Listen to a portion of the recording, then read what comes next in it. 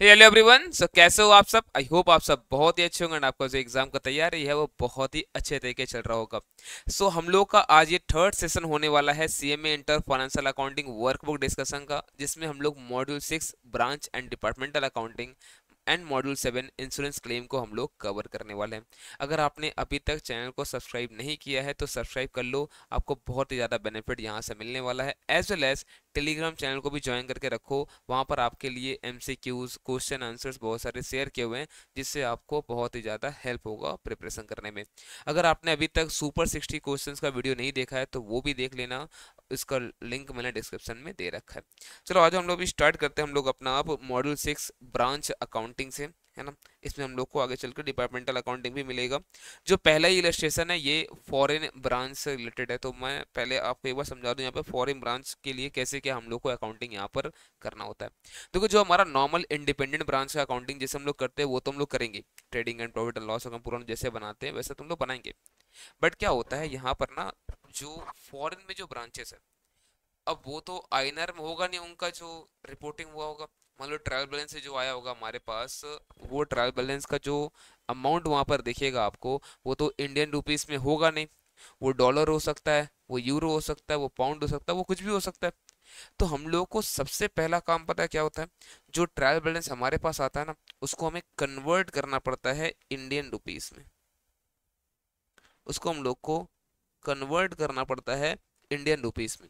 अब इस कन्वर्जन को करते वक्त आपको क्या रूल फॉलो करना चाहिए, ये AS11 में बताया हुआ है। इस कन्वर्जन को करते वक्त आपको क्या रूल फॉलो करना चाहिए, ये AS11 में बताया हुआ है। हम लोग उसी को फॉलो करके हम लोग अभी यहाँ पर कन्वर्ट करेंगे अपने ट्रायल बैलेंस को। अब तो जब आप कन्वर्ट यहाँ पर करोगे तो आपको डिफरेंट डिफरेंट डेट्स का रेट पता रहेगा। आपको कौन से आइटम के लिए कौन सा रेट आपको यहाँ पर चूज करना चाहिए, इसके बारे में AS11 बता रखा है। देखो, अगर आपके पास कोई भी तरह का फिक्स्ड एसेट है, उससे रिलेटेड डेप्रिसिएशन है, या आपने कोई इन्वेस्टमेंट कर रखा है,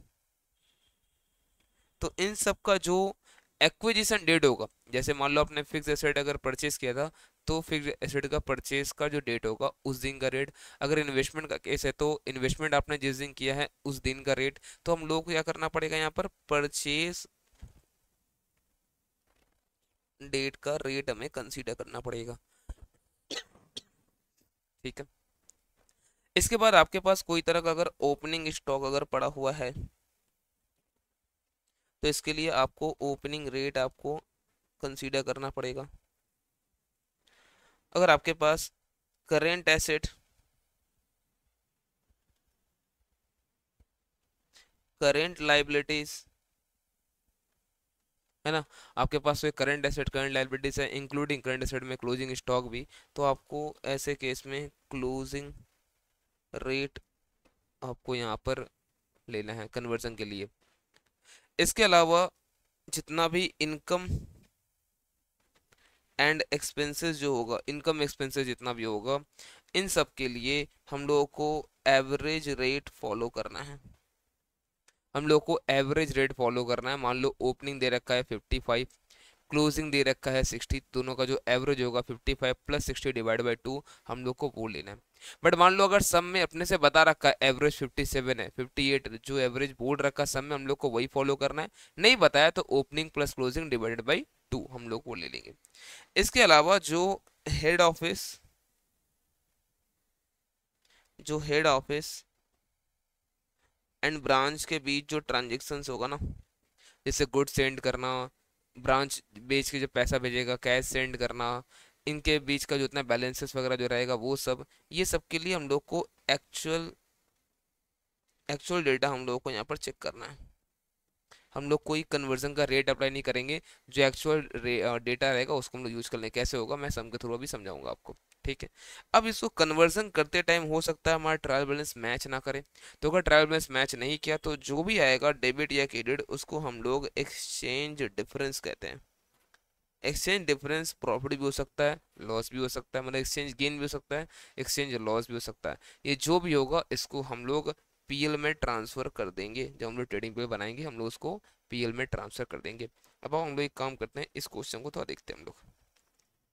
बोलता है क्या, Shreyas limited has a branch in New York USA which is an integral foreign operation. जो मैंने अभी आपको बताया ये इंटीग्रल फॉरेन ऑपरेशन का एक नॉन इंटीग्रल फॉरेन ऑपरेशन भी होता है, उसके बारे में बात अभी यहाँ पर नहीं कर रहा हूँ। जब मैं एएस 11 पढ़ाऊंगा मैं आपको बताऊंगा, जो अभी नेक्स्ट सेशन एएस का होने वाला वहाँ समझाऊंगा आपको। ये जो बात चल रहा है अभी ये इंटीग्रल फॉरेन ऑपरेशन का चल रहा है। of the company. At the end of 31st of March, the following ledger balances have been extracted from the books of Delhi office and New York office. तो दिल्ली तो इनका एचओ होगा, है ना, और ये न्यूयॉर्क क्या है इनका यहाँ पर ब्रांच है, ठीक है। तो share capital, reserve and surplus, land और बिल्डिंग ये सब इनमें था ही नहीं ना, देखो बिल्डिंग का भी डेप्थ एंड रिजर्व ये सब इसमें था ही नहीं। अब प्लांट एंड वैसे देखो यहाँ पर आपको दिख रहा है क्या, 100 का है, 100,000 है, मतलब 1,00,000 रुपया। प्लांट एंड मशीनरी डेप्सन का रिजर्व, तो ये दोनों ही जो आप परचेज किए होगे जब आप fix asset plant and machinery, उस दिन का रेट आपको यहाँ पर लेना पड़ेगा। ओपनिंग स्टॉक ओपनिंग डेट का रेट आएगा। तो एक काम करते हैं हम लोग, ये सारा चीज़ तो है यहाँ पर, आते हैं यहाँ पर पहले क्या बताया ये पढ़ते हैं। The following information is also available. बोलते stock as a 31st March year end पे जो हमारे दिल्ली एचओ में है वो 2 लाख है, और न्यूयॉर्क में हमारे पास $10 है। All stock receive from Delhi, ठीक है। Head office always send goods to the branch at cost plus 25%, मतलब 100 का चीज को 25% फायदा रखकर 125 में इन्वॉइसिंग किया जाता है। इसका मतलब ये जो 25 है ना, इसको हम लोग बोलते हैं लोडिंग। तो लोडिंग कितना है, तो लोडिंग कॉस्ट पे अगर बात करो तो 25/100 1/4 है। अगर आप बात करो ऑन इनवॉइस तो 25/125 1/5 है। प्रोविजन जो है बोलते हैं कितना बनाना है, प्रोविजन फॉर डाउटफुल डेट में बनाना है 5% का। Depreciation is to be provided on building at 10% and plant and machinery at 20% on written down values, ठीक है। हमें क्या क्या बोलते हैं यहाँ पे करने को, to convert the branch trial balance into rupees using the following rate of exchange. सबसे पहला चीज क्या बोला, हम लोग को कन्वर्ट करना पड़ेगा हम लोग को ट्रायल बैलेंस को। तो ओपनिंग रेट दिया हुआ है $1 का 50 रुपया, क्लोजिंग रेट है 55। अब देखो एवरेज दे दिया ना 52, तो हम लोग को वही यूज करना है, अपने से निकालेंगे नहीं हम लोग। और फिक्स एसेट के लिए बोल ही दिया क्या कि 45 रुपीज यहाँ पर चल रहा रेट, ठीक है। उसके बाद हम लोग बोल रहे हैं ट्रेडिंग पीएल यहाँ पे बनाना है, और showing to the extent possible head office result and branch result separately, ठीक है, हम लोग बना देंगे लास्ट में। पहले हम लोग कन्वर्ट करना पड़ेगा। अब ओपनिंग रेट कितना है 50, क्लोजिंग कितना है 55, एवरेज कितना है 52 एंड 45 है आपका फिक्स एसेट का रेट। तो आप पहले ना सब में रेट लिख लो, कौन कौन सा रेट आपको यूज करना कन्वर्जन करने के लिए। तो ये जो आपको दिख रहा है प्लांट एंड मशीनरी, इसमें हमारा 45 का रेट यूज होगा, और इसका डेप्सन रिजर्व है मतलब एक्यूमुलेटेड डेप्रिसिएशन आज तक का, तो इस पे भी हम लोग को 45 हम लोग को यूज करना है। ट्रेड रिसीवेबल पेएबल ये हमारा करंट एसेट्स करंट लाइबिलिटीज वाला पोर्शन है, तो इसके लिए क्लोजिंग रेट 55 हम लोगों को यूज करना है। ओपनिंग स्टॉक के लिए ओपनिंग रेट 50 रुपीज हम लोग को यूज करना है। ब्रांच स्टॉक रिजर्व ये हमेशा हेड ऑफिस में होता है, इसमें तो आएगा ही नहीं। कैश एंड बैंक बैलेंस यहाँ पर हमेशा क्लोजिंग रेट होगा अब, है ना, तो कितना हो जाएगा 55। परचेज और सेल ये आपका इनकम एक्सपेंस वाला बात है, तो ये सब हमारे कहाँ जाएगा बताओ, रेवेन्यू एक्सपेंस का चीज तो जाएगा एवरेज 52 में। गुड सेंड टू ब्रांच, अब देखो गुड सेंड टू ब्रांच ये तो हेड ऑफिस एंड ब्रांच का ट्रांजेक्शन है, मतलब यहाँ पे कोई रेट अप्लाई नहीं होगा, हम लोग को एक्चुअल फिगर लेना पड़ेगा।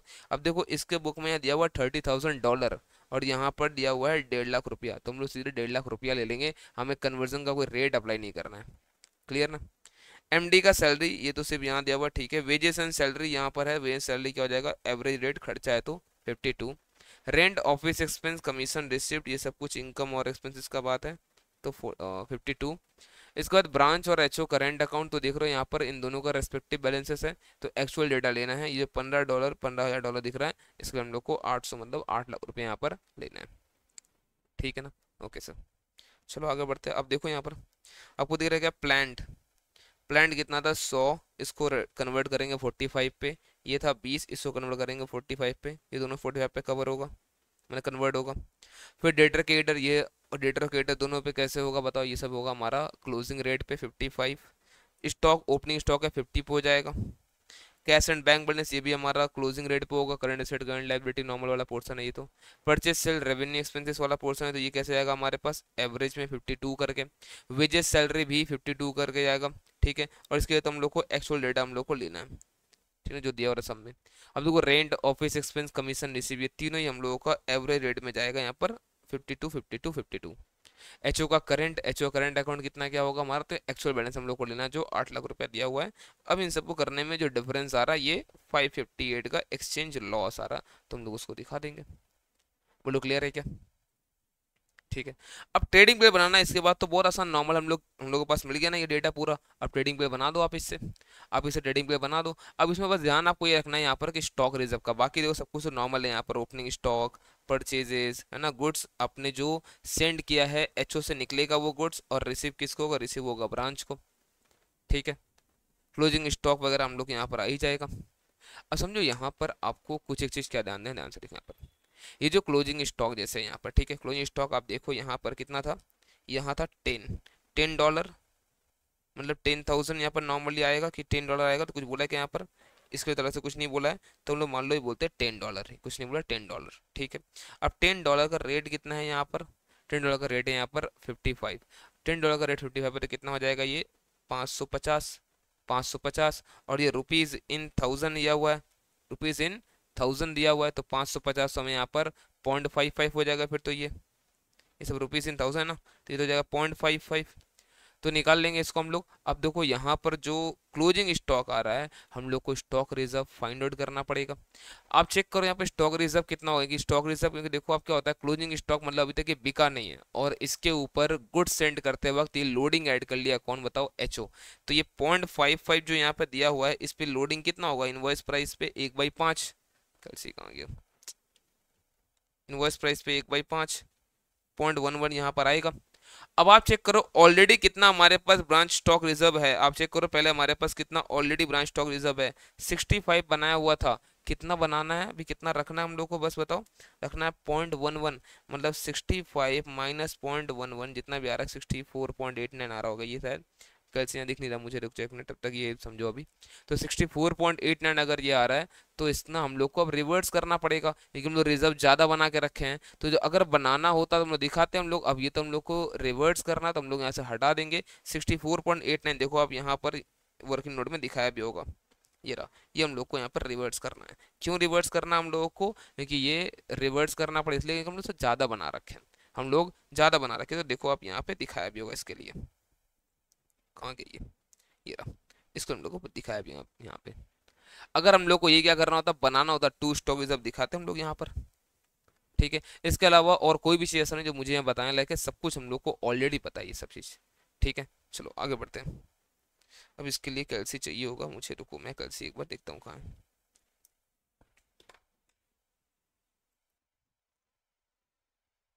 देखो क्वेश्चन नंबर 2, ये जो मैं यहाँ पर है ये डिपेंडेंट ब्रांच का है यहाँ पर, अपने पास यहाँ पूछा है स्टॉक एंड डेटस मेथड में, ठीक है। देखो स्टॉक एंड डेटस मेथड में हम लोग जो मेजरली 3-4 अकाउंट बनाते हैं, पहले वो मैं आपको बता दूं यहाँ पर। तो वो एक अकाउंट तो बनता है हमारा ब्रांच स्टॉक का, सीधा हो जाए भाई, एक तो बनता है ब्रांच स्टॉक, दूसरा हम लोग बनाते हैं यहाँ पर ब्रांच डेटर्स, तीसरा नाम देख रहे हो branch stock, branch debtors, branch stock, और दूसरा होता है ब्रांच डेटर्स।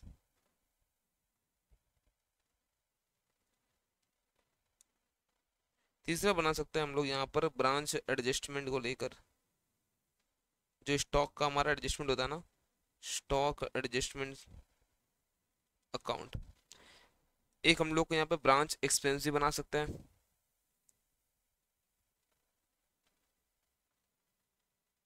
ब्रांच एक्सपेंस, और branch PL.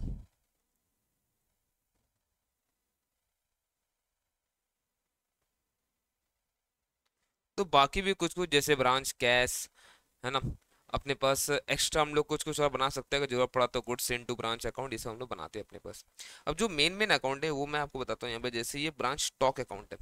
Branch stock account मतलब क्या, ब्रांच के पास जो हम लोग स्टॉक सेंड किया ना उसके बारे में डिस्कशन ये चलेगा। और ये हमेशा इनवॉइस प्राइस, जिस पे इनवॉइसिंग होगा उस प्राइस हमें इसको यहाँ पे दिखाना है। जैसे समझो हम लोग बोलते हैं टू बैलेंस बीडी, यहाँ पर ब्रांच के पास कितना स्टॉक पड़ा था, ओपनिंग स्टॉक जो ब्रांच के पास पड़ा था इनवॉइस प्राइस पे, टू हमने कितना गुड्स सेंड किया है ब्रांच को इनवॉइस प्राइस पे। फिर ये लो जितना सेल कर देगा तो दो तरह से सेल होगा, इधर कैश सेल या फिर क्रेडिट सेल।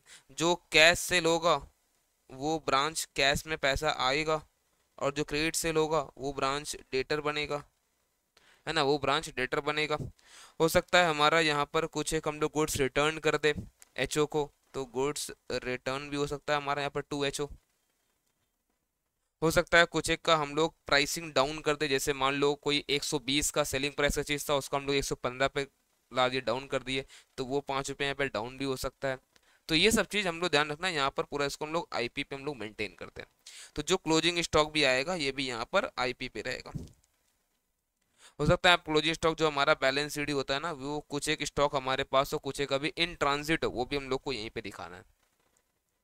और समझो जब ये इनवॉइस प्राइस पे ये बन रहा है, जब जब ये इनवॉइस प्राइस पे जब ये बन रहा है, तो इसका मतलब क्या है, अगर ये 120 पे था हमारा, अगर इनवॉइस प्राइस मान लो 120 है और इसमें 12,000 का ओपनिंग स्टॉक है, इनवॉइस प्राइस कितना अपने पास 120 है, कॉस्टिंग है 100, और 12,000 का ना मान लो हमारे पास ओपनिंग स्टॉक है, और यहाँ हम लोग बोलते हैं 1,20,000 का हम लोग चीज़ भेजे, ठीक है, 1,20,000 का हम लोग और स्टॉक भेजे, और हम लोग यहाँ बोल रहे हैं क्लोजिंग स्टॉक सब मिलाकर अगर 22,400 अगर अपने पास बचा हुआ है, क्लोजिंग स्टॉक सब मिलाकर अगर 22,400 बचा हुआ है, और फिर भी पता है सेल कितना बताता है, सेल बता रहा है यहाँ पर 1,15,000 रुपया, कैश और क्रेडिट सेल मिलाकर, मान लो और कोई चीज़ नहीं है। तो हम लोग यहाँ पर ये दिख रहा है कि हम लोग को यहाँ पे दिख रहा है क्या, कि यहाँ पर जो सेल हुआ है वो इनवॉइस प्राइस से भी ज़्यादा पे हुआ है। बोला कैसे सर, आप समझो यहाँ पर 1,32 का टोटल हमारे पास स्टॉक था, ओपनिंग प्लस गुड सेंड मिलाकर एड इनवॉइस प्राइस, और 22,400 अगर बचा है, आप अगर लेस करो 1,32 माइनस 22,400, तो ये बचना चाहिए 1,09,600, बट सेल कितना हुआ यहाँ पर 1,15,000। तो जो ये 1,15,000 दिख रहा है एक्सेस जो 5,400 है ना, इसको हम लोग बोलते हैं कि ये सेल हुआ है over and above invoice price, तो इसको हम लोग बोलते हैं अपरेंट सरप्लस। क्या बोलते हैं बताए इसको हम लोग, अपरेंट सरप्लस, इसको हम लोग ब्रांच स्टॉक एडजस्टमेंट में इसको हम लोग ट्रांसफर कर देते हैं। और मान लो कभी अगर यहाँ पर बैलेंसिंग फिगर अगर आ रहा है तो इसका मतलब हमारा कुछ लॉस हुआ है, अब नॉर्मल लॉस वगैरह हुआ है, तो उसको हम लोग वहाँ पर दिखाएंगे, बाकी यहाँ नॉर्मल लॉस, ठीक है। अब जितना आपने देखो यहाँ पर बुकिंग किया ना, यहाँ पर जितना आपने यहाँ पे स्टॉक दिखाया इनवॉइस प्राइस पे, इन सबको हम लोग ब्रांच एडजस्टमेंट में भी यहाँ पर शो करते हैं, जितना इतना लोडिंग वाला पोर्शन है। जैसे देखो बाई ओपनिंग स्टॉक रिजर्व, इसमें 2,000 का लोडिंग था, 10,000 का चीज 20% बढ़ाकर 12,000 भेजा गया था। फिर वहां पर यहाँ पर देखो अगर, तो यहाँ पर भी कितना लोडिंग था, यहाँ पर भी 20,000 का लोडिंग था। कैसे आ रहा सर ये लोडिंग, बाई गुड्स सेंट का लोड, ये कैसे आएगा, देखो 1,20,000 में हम लोग भेजे थे ना टोटल, और अगर मैं बोलता हूँ अगर कि 20% हो रहा है कॉस्ट पे, तो 1/5 कॉस्ट पे, तो 1/6 इनवॉइस पे, तो ये हो गया ना 20,000 का। और एक अपरेंट सरप्लस हमारा आया है ब्रांच स्टॉक, ये 5,400, ठीक है। तो हम लोग क्या एक्सपेक्ट करेंगे कि देखो 22,000 का हम लोग तो भेजे ही थे लोडिंग करके, और ये 5,400 एक्स्ट्रा बिका है, तो 27,400 का प्रॉफिट हो गया क्या, 27,400 प्रॉफिट हो गया क्या, हम लोग बोलेंगे नहीं सुनो कुछ एक तो बचा भी ना, अभी पूरा कहाँ बिक गया है सर, यहाँ पर 22,400 बचा भी तो है, तो क्लोजिंग स्टॉक रिजर्व हमें निकालना पड़ेगा 22,400 1/6, कितना आ रहा है ये 22,400 डिवाइड बाई 6, ये आ रहा है 3,733। तो ये जो आ रहा है यहाँ पर अमाउंट 3,733, इसके बाद जो होगा ये हमारा ग्रॉस प्रॉफिट होगा। ये ग्रॉस प्रॉफिट से जितना भी हमारा एक्सपेंसेस होगा ना, इन सबको जब लेस करेंगे तो हमारे पास नेट प्रॉफिट निकल के आ जाएगा। क्लियर है क्या। और ब्रांच डेटर में कैसे क्या दिखाना हम लोग को, जैसे हम नॉर्मल डेटर दिखाते हैं टू बैलेंस बीटी, फिर कितना सेल हुआ तो ये ब्रांच स्टॉक से निकल के आएगा ना, यहाँ से कितना क्रेडिट सेल हुआ इस बार, और फिर कितना पैसा मिला है, बैड डेट हुआ है, डिस्काउंट दिए हैं, रिटर्न हुआ, ये सब कुछ हमारा फिर यहाँ आएगा और बैलेंस शीट दिख जाएगा यहाँ पर। अब कैसे क्या होगा, अब हम लोग एक सम के थ्रू यहाँ पर समझते हैं। बोलता है क्या, Shiv limited is a company in the retail trade. Business had been contracted in the past on the shopping premises in the T Nagar area, but it has now been decided to open a branch at Spencer Towers. The branch was opened on 1st January. इसका मतलब कोई opening stock तो होगा नहीं हमारा इस साल, नया हम लोग खोले यहाँ पर है ना. Goods were charged out to the branch at selling price of 10% above cost. मतलब अगर 100 रुपया का कॉस्ट होगा तो उस पे 10% का लोडिंग, मतलब 10 रुपया का लोडिंग करके हम लोग 110 पे भेजेंगे. तो अगर आप मुझसे लोडिंग पूछते हो, लोडिंग ऑन कॉस्ट, तो मैं क्या बोलूंगा, 10/100, 10%, या फिर 1/10 हम लोग बोल सकते हैं इसको. अगर ये आप मुझसे पूछते हो कि सर लोडिंग कितना है ऑन इनवॉइस प्राइस, तो मैं पता क्या बोलूंगा, 10/110, 1/11, क्योंकि हमारा इनवॉइस तो 110 है ना, इनवॉइस प्राइस. ठीक है. The following information were restricted from the head office records relating to the branch at the end of the year 31 December. All the amount shown at invoice price, सबका सब यहाँ पर invoice price पे ही दिया हुआ है.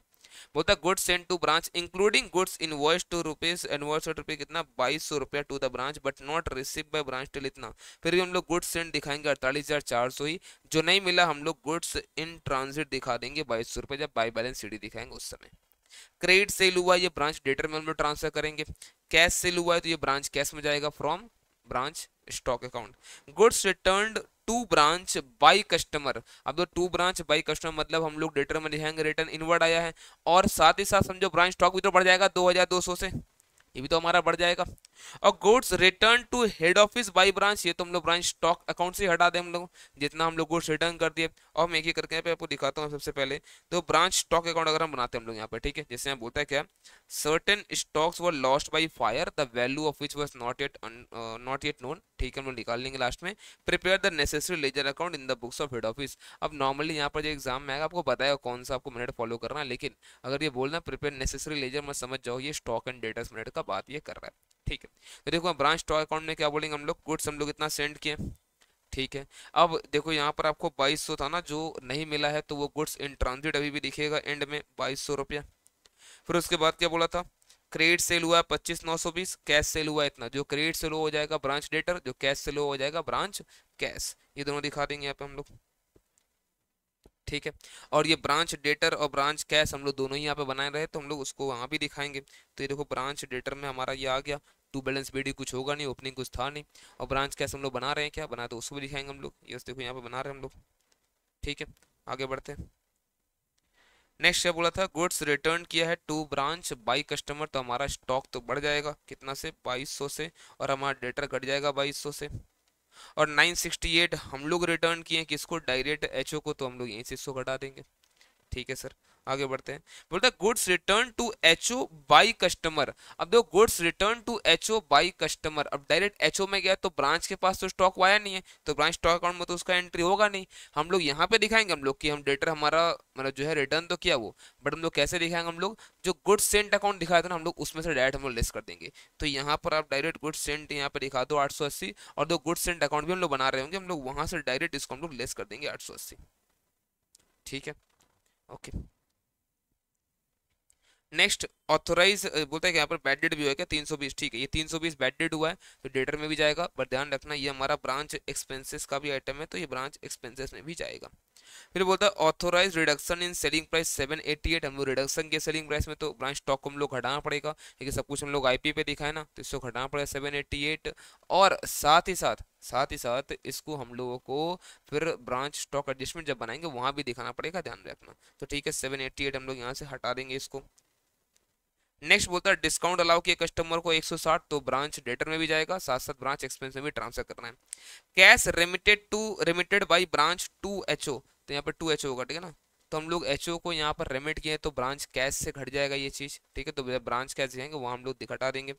स्टॉक एट ब्रांच, ये closing stock है 1540, कैश है क्लोजिंग 1000. फिर बोलता है branch expenses paid by branch, ये खुद से ही लोग खर्चा किया है 100 रुपया, और एचओ डायरेक्ट खर्चा किया है 1560. तो ये दोनों ही खर्चा हम लोग का ब्रांच एक्सपेंस में जाएगा, बट जो 100 रुपया है ब्रांच कैश से भी घटेगा. अब देखो कहीं पे भी यहाँ पर I think collection from debtor नहीं दिखा हम लोग को यहाँ पर, तो ब्रांच कैश से निकल के अपने आप आ जाएगा ना.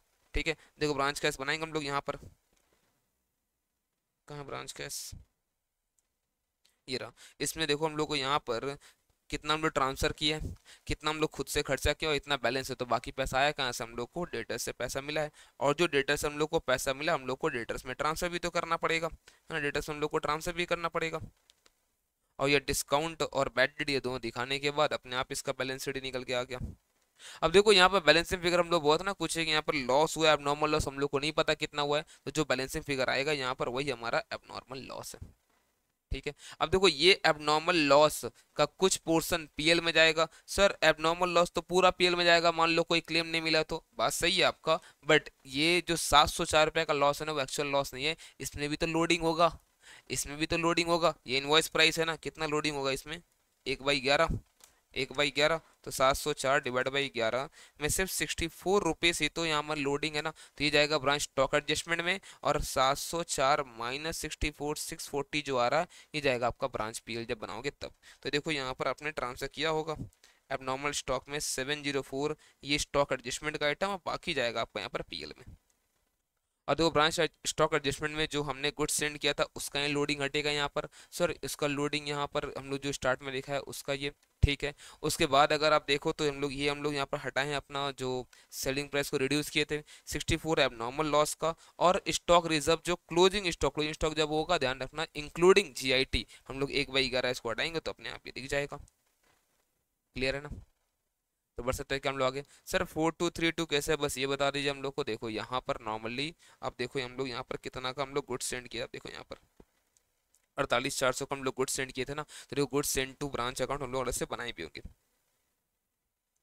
ये दिख रहा है क्या, goods send to branch account, इसमें 48,400 हम लोग यहाँ पर ट्रांसफर किए थे। अब जो ट्रांसफर हम लोग किए 48,400 इसमें देखो आप 968 का हम लोग रिटर्न कर ही दिए, ये 880 डायरेक्ट कस्टमर रिटर्न कर दिया, है ना। तो आप बताओ कितना हम लोग नेट में हम लोग यहाँ पर सेंड किए हैं, 48,400 माइनस 968 माइनस 880, तो नेट में सेंड हुआ कितना है इनवॉइस प्राइस, तो नेट इनवॉइस प्राइस जो सेंड हुआ है 48,400 माइनस 968 माइनस 880, वो हुआ है 46,552। ऐसा करो अब भाई, अब आप करो 1/11, ये आ जाएगा आपका 4232। यहाँ पर नोट तो लिख दिया बट नोट कहीं ऐसा कुछ दिखाया ही नहीं है, कोई नोट ऐसा नहीं दिखाया, तो आप यहाँ पर खुद से लिख लो आपके पास अगर नहीं है तो, है ना, जिन लोगों ने प्रिंट लेके रखा है वर्कबुक का खुद से लिख लो इस तरह से आप यहाँ पर, ठीक है। बाकी हमारा परचेज से निकल जाएगा, ट्रेडिंग या परचेज से नॉर्मल जो निकालते हैं हम लोग हो गया। अब जो यहाँ पर आपके पास जो ब्रांच एडजस्टमेंट से ग्रॉस प्रॉफिट जो आता है, इसी ग्रॉस प्रॉफिट को लेके पीएल हम लोग को बनाना था, बट यहाँ बनाया हुआ नहीं है। अगर बनाता तो क्या होता, 3,040 माइनस जो ब्रांच एक्सपेंसेस में जो खर्चा गया, क्या कहाँ से गया सर, देखिए ये 100 गया, फिर जो एचओ डायरेक्ट किया था खर्चा, यहाँ पे दिखा था ना कुछ एक खर्चा एचओ डायरेक्ट किया था, ये 1560 ये जाएगा, साथ ही साथ जो डिस्काउंट अलाउड और बैड डेट है वो भी जाएगा यहाँ पर, फिर आएगा आपका यहाँ पर प्रॉफिट। क्लियर है, चलो बढ़ते हम लोग आगे। नेक्स्ट इलस्ट्रेशन नंबर 3, ये भी हमारा स्टॉक एंड डेटर्स मेथड का है, बट ये बहुत ज़्यादा आसान क्वेश्चन है, कुछ ज़्यादा ही आसान क्वेश्चन है ये। होता है क्या, देखो Mahavir limited Calcutta started a branch in Hosur on 1 April to which goods were sent at 20% above cost, तो इसका मतलब 100 रुपया प्लस 20% मतलब 120 टोटल हो गया इनवॉइस प्राइस। तो loading on cost 20/100 1/5, loading on IP 20/120 1/6, ठीक है। The branch makes the both credit and cash sales. Branch expenses are met from branch cash and balance money remitted to HO. ठीक है, तो बोलता है कि अब जितना ब्रांच में छोटा मोटा एक्सपेंस हम लोग सब कुछ कर देते हैं, करके हम लोग पैसा भेज देते हैं HO को। The branch does not maintain double entry books of account and necessary accounts related to the branch are maintained in HO, मतलब डिपेंडेंट ब्रांच है ये। Following further details are given for the year ended 31st of March. तो ये cost of goods send है कितना, 1 लाख, हम लोग cost पे दिखा नहीं सकते तो हम लोग को 1,20,000 दिखाना पड़ेगा, हम लोग को 1,20,000 दिखाना पड़ेगा, ठीक है। Goods receive by branch till इतना एट इनवॉइस प्राइस 1,08,000, मतलब समझो 12,000, आपने तो 1,20,000 का भेजा था ना इनवॉइस प्राइस, 1,08,000 का मिला, मतलब 12,000 गुड्स इन ट्रांजिट है, वो हम लोग को दिखाना पड़ेगा। क्रेडिट सेल हुआ इस बार 1,16,000 का, डेटर्स आपके पास क्लोजिंग दे दिया 41,600 का, bad debt and discount return of हुआ है 400 का, कैश रेमिट किया ये लोग 86,000, ओके। और कैश इन हैंड है एट ब्रांच इन लोगों के पास 4000। तो मैं टोटल इन लोगों के पास 90 था तभी ना, ठीक है। बोलता क्या कैश रिमिट किया 86 और यहाँ पर रखा हुआ है 490 था आफ्टर मीटिंग एक्सपेंसेस।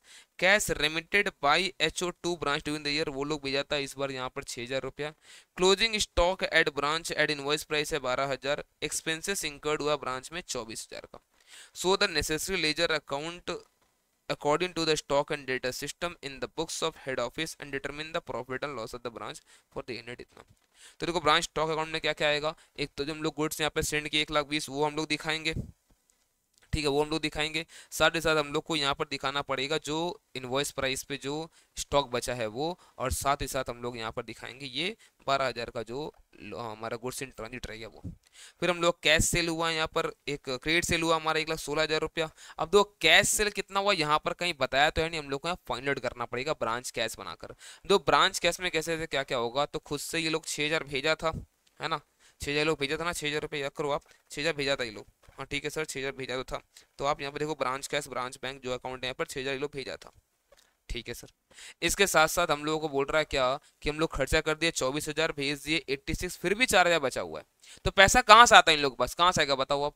आइदर ये लोग कैश सेल क्या होगा या फिर इन लोग को कलेक्शन होगा डेटर से। तो पहले तो डेटर अकाउंट बनाए, कलेक्शन निकालना पड़ेगा हम लोग को। ओपनिंग कुछ था डेटर में हमारे पास, ठीक है सर, ओपनिंग कुछ नहीं था डेटर हमारे पास जो सेल हुआ 1,16,000 यही था। उसके बाद बोलता है क्या कि यहाँ पर खर्चा हो गया 400 रुपया, फिर भी यहाँ पर बैडेड हुआ 400 ना, और यहाँ पर 41,600 बचा हुआ है, मतलब बाकी पैसा तो मिल गया होगा, कोई रिटर्न वगैरह तो कुछ बताया नहीं सब में, बाकी पैसा मिल गया होगा। ये जो बाकी 74,000 मिला यही तो हमारा ब्रांच कैश में गया होगा। अब आप समझो यहाँ पर 6,000 था, 74,000 आया, कितना होता है 80,000। उसके बावजूद यहाँ पर 1,14,000 का हिसाब कैसे दिख रहा है, मतलब बाकी कैश सेल हुआ होगा, तो 34,000 का यहाँ पर कैश सेल हुआ है।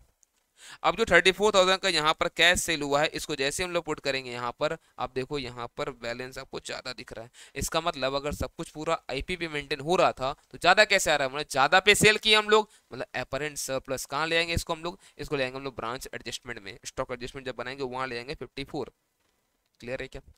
अब इसको पूरा पूरा आपको यहाँ पर शो करना पड़ेगा, है ना, जब हम लोग बनाएंगे ब्रांच एडजस्टमेंट ये पूरा 54 यहाँ पर आ जाएगा। गुड सेंड का लोडिंग 20,000 रुपया, 1,00,000 का कॉस्ट था, 20,000 प्लस करके भेजा गया।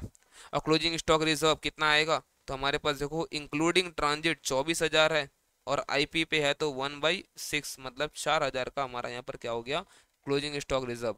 तो बाकी जो पैसा है वो हमारा यहाँ पर ग्रॉस प्रॉफिट आ जाएगा, है ना, ग्रॉस प्रॉफिट हमारा आ गया। वैसा बना सकते हो इसके बाद पीएल अपना खर्चा हटाकर आप, कहाँ कहाँ खर्चा हुआ सर, एक तो 400 बेडेड वाला हुआ था, बेडेड डिस्काउंट, और 24,000 लोग खुद से खर्चा किया था, वो हटा दो, बाकी नेट प्रॉफिट निकल जाएगा, ठीक है। चलो नेक्स्ट बनाते हैं हम लोग यहाँ पर इलस्ट्रेशन 4 जो है, यहाँ पर ये हम लोग को यहाँ पर ब्रांच अकाउंट मतलब डेटर्स मेथड हम लोग को फॉलो करना है। यहाँ पे क्या होता है, जितना भी हम लोग स्टार्ट, जैसे हम लोग नॉर्मल डेटर अकाउंट बनाते हैं ना, किससे कितना पैसा हम लोग को मतलब पैसा हम लोग पाते हैं, किससे हम लोग कितना पैसा हम लोग को देना है, सब कुछ हम लोग यहाँ पर देखें, कैसे क्या दिखाएंगे समझना ध्यान से। टू बैलेंस बीडी, जितना भी हमारे पास एसेट है, जितना हमारे पास एसेट है, जैसे मान लो कैश हो सकता है, फर्नीचर हो सकता है, मतलब कोई भी एसेट हो सकता है, स्टॉक हो सकता है, डेटा हो सकता है, जितना भी टू बैलेंस बीडी जितना एसेट्स है, और बाय बैलेंस बीडी जितना हमारे पास ओपनिंग लाइबिलिटी है। वैसे क्लोजिंग एसेट क्लोजिंग लाइबिलिटी भी दिखा देंगे हम लोग। साथ साथ हम लोग गुड्स सेंड दिखाएंगे, और इसके साथ कुछ अगर कैश भेजा गया था फॉर एसेट्स या फॉर एक्सपेंसेस वो हम लोग दिखाएंगे। ये दिखाने के बाद जितना भी कलेक्शन हुआ हम लोग दिखा देंगे यहाँ पर बाई रेमिटेंस करके कलेक्शन कहाँ कहाँ से हुआ होगा। एक तो कैश सेल हाथों हाथ जाता होगा सब्जेक्टेड टू एनी एक्सपेंसेस, है ना, और दूसरा हमारा जाता होगा यहाँ पर कलेक्शन फ्रॉम डेटर। इसके अलावा कुछ गुड्स वगैरह रिटर्न किया तो वो भी हम लोग बाई में क्रेडिट साइड में दिखा देंगे। ये सब कुछ होने के बाद लोडिंग हम लोग रिमूव करेंगे। लोडिंग कहाँ कहाँ से रिमूव होगा, ओपनिंग स्टॉक से रिमूव होगा, क्लोजिंग स्टॉक से रिमूव होगा, goods Saint net of return से हमारा लोडिंग रिमूव होगा, और एबनॉर्मल लॉस अगर हुआ तो वहां से भी लोडिंग रिमूव होगा। ये सब कुछ करने के बाद हमारा आ जाएगा यहाँ पर नेट प्रॉफिट और लॉस। ठीक है, और देखते क्या बोलते हैं यहाँ पर। Ramesh limited invoices goods to its branch at cost plus 20%, फिर से हमारा तो कॉस्ट पे कितना हो गया लोडिंग 1/5 और इनवॉइस पे 1/6। ठीक है sir. The branch sell goods for cash as well as on credit. The branch meets its expenses out of cash collected from its debtors and cash sale, जैसा हमारा इस वाले सम में था, एंड बाकी जो है वो कैश जो है वो भेज देता है किसको बताओ, हेड ऑफिस को। After withholding 10,000 necessary for meeting immediate requirement for cash, वो कैश के रख के वो भेज देता है। On 1 April the asset at the branch were as for, तो ये देखो हमारा ओपनिंग एसेट है 20,000, ये सब रुपीज इन थाउजेंड है, ठीक है। 20,768 मतलब 60 कितना आ रहा है ये, 7,68,000 आएगा ये। फिर ये 21,60,000 और फिर ये 10 लाख रुपये, ये तो हमारा ओपनिंग है। सबसे पहले एक काम करो, यहाँ पर अगर हम लोग को बोलता है क्या बनाने, ब्रांच अकाउंट बनाने बोल रहा है, मतलब डेटर्स मेथड हम लोग को फॉलो करने बोल रहा है। टू ये सारा पहले एसेट दिखा दो, टू सबसे पहले आप टू बैलेंस बीडी सारा एसेट आप दिखा दो, ठीक है सर। आगे बढ़ते हैं। During the accounting year ended on 31st March, the invoice price of goods dispatched by the head office to the branch amounting to 264 lakhs. Out of the goods received by it, the branch sent back to the head office goods invoiced at rupees कितना 1,44,000. Other transaction ये सब हुआ। सबसे पहले तो आप goods यहाँ पर सेंड कर रहे हो, तो ये 264 लाख है, हम लोग को रुपीज इन थाउजेंड दिखाना है मान लो, तो क्या बोलेंगे हम लोग 26,400 है ना, ये हम लोग गुड्स यहाँ पर सेंड किए। और देखो रिटर्न भी कर दिए 1,40,000 रुपये का, तो हम लोग बाई गुड्स हम लोग जो रिटर्न किए उसको भी दिखा देंगे हम लोग बाई 144 रुपीज इन थाउजेंड, ठीक है सर। नेक्स्ट अब क्या क्या और हुआ है, कैश सेल हुआ है तो इसका पैसा, क्रेडिट सेल ये वाला अमाउंट, और कैश कलेक्शन हुआ है 5684। तो टोटल बताओ कितना कलेक्शन हो गया इनके पास, 19,400 का प्लस 5684 का, कलेक्शन कितना हो गया 19,400 5684, ये कलेक्शन हो गया 25,084 का। इसमें लेस कर दें कितना का एक्सपेंस हुआ है, तो हम लोग को निकल जाए कितना ट्रांसफर किया है, तो एक्सपेंस किया है 1684 का। तो इसका मतलब ये ट्रांसफर किया है 23,400 रुपया, तो 23,400 ये लोग यहाँ पे ट्रांसफर किया होगा, क्योंकि देखो आप यहाँ पर आगे चल के ना तो कुछ एक पैसा ये लोग खुद से रखेगा, कैश देखना यहाँ पर बैलेंस शीट रख ही लेगा, है ना। तो देखो यहाँ पर इनके पास ये तो पैसा इस बार का आया है, ओपनिंग कैश ऑलरेडी इनके पास 20 था, और पढ़ते कुछ क्लोजिंग कैश कोई बताया कि हम लोग को नहीं बताएगा तो हम लोग इतने ट्रांसफर कर देंगे और बोल देंगे जितना क्लोजिंग कैश आ रहा देखा जाएगा, वो 10 वाला अमाउंट रख के। पर इतने कुछ बोलता है कि यहाँ पर on 1st Jan the branch purchase new furniture for ₹2 lakh for which payment was made by the head office. तो ये तो कैश सेंड हो गया by the head office to branch for asset purchase, ठीक है।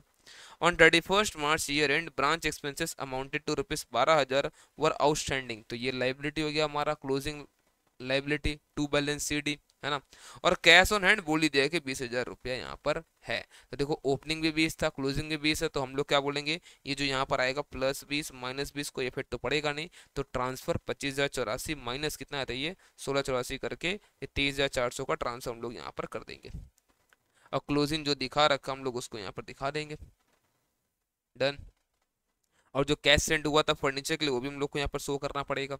चलो सर आगे बढ़ते हैं। यहाँ पर डिस्काउंट अलाउड किया कस्टमर को, डेटा अकाउंट बनाएंगे वहाँ दिखा देंगे, 204 रिटर्न हुआ डेटा अकाउंट बनाएंगे वहाँ दिखा देंगे, ये 74 सब कुछ ये सब वहीं जाएगा। और देखना यहाँ पर हम लोग को डेटर का बैलेंस तो दिया हुआ है नहीं, तो डेटर अकाउंट बनाना पड़ेगा हम लोग को, मेमोरेंडम ब्रांच डेटर अकाउंट, जिससे हम लोग को निकल के आ जाएगा कितना डेटर का बैलेंस है। तो जो सेल हुआ बाकी जो हम लोग कलेक्शन और ये सब चीज़ हटाने के बाद अपने आप निकल जाएगा आपको, है ना, यहाँ पर निकल आ जाएगा ये अमाउंट कितना रहा 970, ये निकल के आ रहा, तो ये 970 हम लोग यहाँ शो कर देंगे। बोलो क्लियर है क्या। और जो हम लोग कैलकुलेशन किया ना ऊपर यहाँ पर ये दे रखा है मोमेंटम ब्रांच कैश अकाउंट, ठीक है ना। अब समझो यहाँ पर इसी अमाउंट को हम लोग यहाँ पर शो करेंगे, वैसे हम लोग स्टॉक भी इसे ब्रांच स्टॉक बना कर निकालते हैं, वैसे हम लोग यहाँ भी निकाल लेंगे।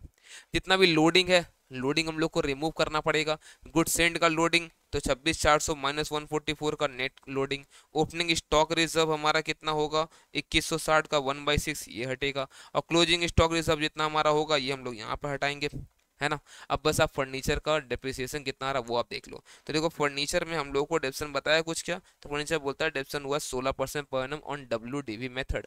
तो देखो जो फर्नीचर आपके पास पहले से था, कितना था पहले से आपके पास, ये था 10 लाख रुपया, है ना, 10 लाख रुपया फर्नीचर था, तो इस पे तो पूरा साल का 1,60,000 हो जाएगा पूरा का पूरा, है ना। और जो अभी आया है, जो अभी आपके पास आया है उसका हो जाएगा बट डेप्सन ऑन न्यूली परचेज फर्नीचर कितना हो जाएगा, ये 8,000 रुपया आया, जो यहाँ पे देखो डेट दिया गया यहाँ पर कब परचेस किया है, यहाँ पर डेट दिया है 1 जनवरी को परचेस किया, मतलब जैन फेब मार्च 3 महीने जो चला है, पर एनम करके करोगे तो कितना आएगा यहाँ पर, इसको पूरा लिखो, यहाँ पर लिखा हुआ नहीं है पूरा सही से, ठीक है 3/12, 3/12, ठीक ना, कर सकते हो इस तरह से। अब देखो 1,68,000 डेप्रिसिएशन हम लोग को डेप्सन डायरेक्ट शो नहीं करना होता है। अब देखो कितना था फर्नीचर 10 लाख था, 2 लाख नया आया, कितना हुआ 12 लाख। हम लोग क्या करेंगे पता है 1,68,000 लेस करके कितना अमाउंट बच रहा है 10,32,000 ना, 10,32,000 तो 1,032 इन 1000, ये हम लोग सीधे फर्नीचर का बैलेंस दिखा देंगे, अपने आप यहाँ पर डिप्रिसिएशन बुक हो जाएगा। बोलो क्लियर है क्या? कर सकते हो इस तरह से, ठीक है। चलो बढ़ते आगे। नेक्स्ट आई थिंक ये लास्ट क्वेश्चन डिटरमिनेट है ये भी, लेकिन ये लास्ट क्वेश्चन है ब्रांच का, है ना। वो the Shriram company is having its branch at Kolkata. Goods are invoiced to branch at 20% profit on sale. मतलब इस बार 1/5 on invoice है, तो 1/4 on cost होगा, ध्यान रखना। Branch has been instructed to send all cash daily to the head office. All expenses are paid by head office except by the petty expenses. Except हमारा जो पेटी एक्सपेंस है वो कौन देगा? वो ब्रांच मैनेजर बोलता हम खुद यहाँ से दे देंगे। मतलब क्या समझो, जो मोटा मोटा जो बड़ा खर्चा होगा, रेंट हो गया, सैलरी हो गया, ये सब चीज़ जो है हेड ऑफिस डायरेक्ट पे कर देगा। जो छोटा मोटा खर्चा है हमारा पेटी एक्सपेंसेस, वो ब्रांच को खुद करना पड़ेगा। खुद करने के बाद जो पैसा बचेगा वो लोग भेज देगा एचओ को, ठीक है। From the following particulars prepare branch account in the books of HO. अब जो जिससे बोलता है प्रिपेयर ब्रांच अकाउंट, इसका मतलब फिर से हम लोग क्या बनाना है यहाँ पर, डेटर्स मिनट हम लोग को फॉलो करना है, ठीक है। तो stock at 1 April 24, invoice price 60,000 रुपया। इस पे लोडिंग कितना होगा? 20% ऑन इनवॉइस, मतलब डायरेक्ट इनवॉइस पे कर दो 20%, मतलब 12,000 का लोडिंग होगा इस पे। सन्ड्री डेटर एज ऑन इतना, cash in hand as on इतना, और ये तो ये सबका सब टू बैलेंस वीडियो दिखा देंगे सबसे पहले हम लोग, ठीक है। फिर गुड्स सेंड हुआ इनवॉइस प्राइस पे 3,20,000। गुड्स रिटर्न भी कर दिए एचओ को 4,000, ठीक है। अब जो यहाँ पे 3,16,000 बचा है, उसी का हम लोग को लोडिंग डायरेक्ट रिमूव करना है। तो पहले टू गुड्स सेंड 3,20,000 और बाई गुड्स सेंड हटा देंगे हम लोग 4,000, ठीक है। गुड्स रिटर्न बाय डेटर्स, हम लोग डेटर अकाउंट बनाएंगे। मेमोरेंडम डेटर अकाउंट हो सकता है बनाना पड़ जाए, बैलेंस अगर नहीं हो तो उसके लिए यहाँ पर आ जाएगा। कैश रिसीव हुआ डेटर से, ये कलेक्शन हुआ 1,20,000 का, कैश सेल हुआ 2 लाख का, टोटल कलेक्शन हो गया 3,20,000, ठीक है। फिर बोलता है क्रेडिट सेल हुआ 1,20,000 का, डेटर अकाउंट बनाएंगे तो वहां दिखाना है। Discount allowed to debtor, debtor account में दिखेगा ये भी। एक्सपेंसेस पेड बाय एचओ, तो टू कैश सेंट, ये रेंट और सैलरी का पैसा यहाँ पे दिखाना है हम लोग को। स्टेशनरी प्रिंटिंग भी इसी में आएगा। पेटी एक्सपेंस जो ब्रांच पे किया, देखो 1,200 रुपया पे किया है, इनके पास था कितना? इनके पास 1,600 था, तो हम लोग पर क्या करेंगे, हम लोग बैलेंस दिखा देंगे हम लोग अब 400 रुपया, हम लोग क्लोजिंग बैलेंस दिखा देंगे 400, अपने आप ये 3,20,000 हम लोग यहाँ पे ट्रांसफर करवा देंगे, ठीक है। फिर बोलता है स्टॉक कितना है और डेप्रिसिएशन कितना प्रोवाइड करना है। फर्नीचर पे 10% डेप्सन प्रोवाइड कराना है। तो आप अगर देखो फर्नीचर 6,000 था, तो 600 हट के 5,400 दिख जाएगा क्लोजिंग बैलेंस, अपने आप डेप्रिसिएशन बुक हो गया। स्टॉक बता दिया, मतलब सिर्फ हम लोग को मेमोरेंडम ब्रांच डेटा अकाउंट बनाना पड़ेगा, जिससे हमारा ये बैलेंस पूरा निकल के आ जाएगा, ठीक है ना। चलो, तो देखो यहाँ पर टू ओपनिंग सारा बैलेंसेस हम लोग दिखाएं, टू गुड्स सेंट आया यहाँ पर, ठीक है। और उसके बाद हम लोग टू कैश सेंट जो होता है टू बैंक, ये हम लोग दिखा देंगे यहाँ पर, ठीक है। अब समझो यहाँ पर गुड्स रिटर्न भी किए हैं, और फिर हम लोग जो कलेक्शन करवाए हैं तो उसको हम लोग भेज भी देंगे। अब ओपनिंग स्टॉक रिजर्व यहाँ पर हटा है 12,000 का। गुड सेंड का या तो आप नेट करके लोडिंग हटा दो 3,16,000 पे, या फिर देखो 3,20,000 से पूरा हटाया तो फिर 800 यहाँ भी हटा रहा है 4,000 पे, कोई सेंस नहीं बनता, एक ही साथ यहाँ पर हटा सकते हो। और क्लोजिंग बैलेंस हमारे पास स्टॉक का दिया हुआ था, कैश का अपने आप 400 निकल के आ गया। ये 400 कैसे आया था? ये गलत दिया गया, यहाँ पर 1,600 था और खर्चा किया था 1,200, और लिखा क्या यहाँ पर 800 माइनस 600, ठीक है जी। आंसर आ रहा तो काम बन गया, ठीक है ना। और यहाँ पर डेटर अकाउंट बस बनाकर हम लोग को निकालना होगा तो निकाल लेंगे इसको हम लोग तो, ठीक है। चलो नेक्स्ट हम लोग बढ़ते हैं अभी यहाँ पर डिपार्टमेंटल की तरफ। तो आई थिंक 2 क्वेश्चन दिया हुआ डिपार्टमेंटल पे, 6 और 7। होता है कि P Bose and company has 2 departments P and Q. Department P sell goods to department Q at normal selling price, मतलब जैसे अगर मान लो जैसे बाहर वालों को जैसे हम लोग बेचते हैं उसी प्राइस हम लोग अपने ही डिपार्टमेंट को भी सेल हम लोग कर रहे हैं, ठीक है। From the following particulars prepare the departmental trading and profit and loss account for the year ended इतना, and also ascertain the net profit to be transfer to balance sheet. देखो इसमें बहुत ज़्यादा आसान ये होता है, ठीक है। जो इनका अपना अपना एक्सपेंस है वो तो नॉर्मल, जैसे डिपार्टमेंट पी का जो है पी में जाएगा, क्यू का जो क्यू में जाएगा, उसमें कोई दिक्कत नहीं है। जो कॉमन एक्सपेंस है एक पर्टिकुलर हम लोग क्या बेस लेकर उसको हम लोग बांट देंगे, सब में या तो बेस बताया रहेगा या फिर कोई इक्विटेबल बेसिस लेकर उसको हम लोग बांट देंगे, ये भी हो जाएगा। यहाँ बस हम लोग को स्टॉक रिजर्व निकालते आना चाहिए। डिपार्टमेंटल अकाउंटिंग बहुत ज़्यादा आसान है, स्टॉक रिजर्व निकालने का सीख गए तो आप, ठीक है। जैसे देखो यहाँ पर ओपनिंग स्टॉक बता रखा है 2.5 लाख, इसका था ही नहीं। परचेज हुआ इतना, गुड्स फ्रॉम पी आया है यहाँ पर 4 लाख, क्यू में आया 4 लाख तो पी से निकला भी होगा, ध्यान देना यहाँ पर। ट्रैवलिंग एक्सपेंस हुआ है 10 और 80, क्लोजिंग स्टॉक दे रखा है एट कॉस्ट टू डिपार्टमेंट, मतलब डिपार्टमेंट पी के कॉस्ट पे डिपार्टमेंट पी के पास है, डिपार्टमेंट क्यू के कॉस्ट पे डिपार्टमेंट क्यू के पास है, ध्यान देना, ठीक है ना। सेल्स और printing stationery, the following expenses incurred for both the departments were not apportioned, इसको अभी तक बांटा नहीं गया। सैलरी इतना, एडवर्टीजमेंट, जनरल एक्सपेंस और टिप्स हम लोग को चार्ज करना 30% on the machinery value of 48,000। तो कैसे क्या बांटना है आपको सब में बताएगा। देखो बोलता है क्या है, the advertisement expenses of the department are to be apportioned in the turnover ratio, turnover मतलब सेल के रेशियो पे। सेल कितना है सर, तो सेल है यहाँ पर 3:2, तो इसका मतलब यहाँ पर जो एडवर्टीजमेंट है वो 3:2 में बटेगा। फिर सैलरी एंड डेप्रिसिएशन बांटना है 2:1 और 1:3 में, डेप्रिसिएशन 1:3 में। जनरल एक्सपेंसेस हमें बांटना है 3:1 में, ठीक है सर, बांट देंगे 3:1 में। ये सब कुछ हो जाएगा, ये सब कुछ हो जाएगा तो हमारा नेट प्रॉफिट आ जाएगा ब्रांच का अपना अपना। चलो वहां तक निकालते हैं पहले हम लोग, तो देखो अपना अपना ब्रांच का निकाल सकते हैं हम लोग यहाँ पर, ठीक है। जो जो हमारे पास ओपनिंग स्टॉक परचेज है, अब जो गुड्स यहाँ पर पी से मिला है क्यू को, तो पी के पास से निकला भी हो, ध्यान देना है, ठीक है। और सेल दिखा है, क्लोजिंग स्टॉक हम लोग यहाँ बैठा है, और वेजेस पुट करते हैं, हमारा जीपी आया। जीपी के बाद हमारे पास जो जो खर्चा कॉमन पहले नहीं था, जो अलग अलग बताया हुआ था ऊपर दिखा देंगे हम लोग, फिर जो कॉमन था इन सबको हम लोग बांटेंगे। ये बांटने के बाद हमारे पास जो जनरल जो पीएल नॉर्मल आ रहा वो तो आ गया। बट अभी चीज समझना आप, ये जो डिपार्टमेंट क्यू कमा रहा ना, ये सीधे लोगों को बाहर सेल करता है, कोई दिक्कत नहीं है। लेकिन डिपार्टमेंट पी का जो इनकम दिख रहा है ना 1,12,900, इसमें कुछ इनकम ऐसा भी है जो वो किसको सेल किया है, वो क्यू को सेल किया है।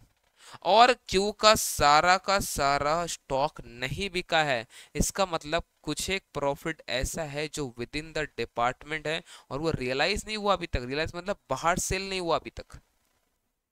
तो सबसे पहले देखना पड़ेगा ना, आप देखो यहाँ पर अब निकाले कैसे हम लोग, क्योंकि 1,04,500 जो है ना, ये स्टॉक बचा है क्यू के पास।